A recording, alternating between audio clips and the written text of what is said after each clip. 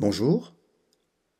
Quand il viendra, lui, l'Esprit de vérité, il vous conduira dans la vérité tout entière. Quand il viendra, lui, l'Esprit de vérité, il vous conduira dans la vérité tout entière.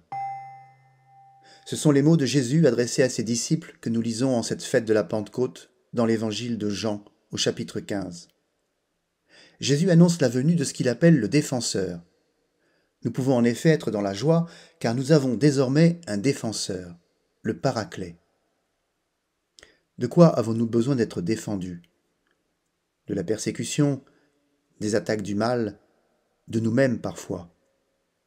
Mais Jésus précise la nature de ce défenseur en le nommant l'Esprit de vérité. L'Esprit Saint qui prend sa source dans le Père et le Fils est synonyme de vérité. Parce qu'il est vérité, l'Esprit nous protège de l'erreur, du mensonge, de toutes les fausses certitudes qui nous entourent. Nous sommes en quelque sorte mis à nu devant cette vérité première.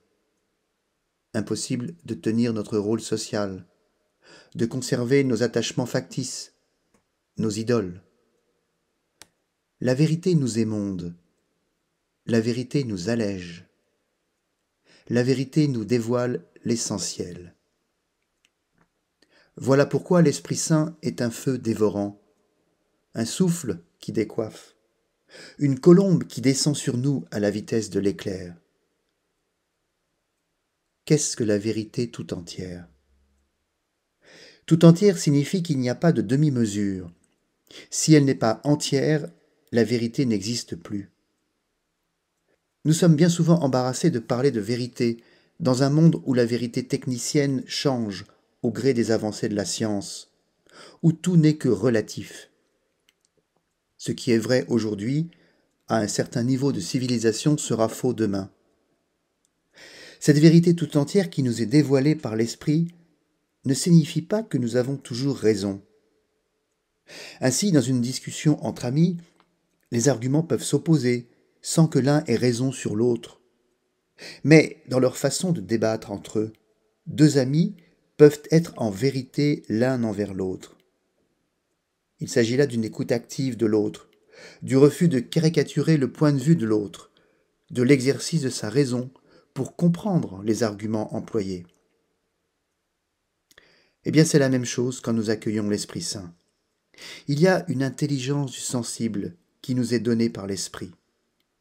Nous sommes amenés à voir ou percevoir des choses qui nous étaient cachées jusque-là.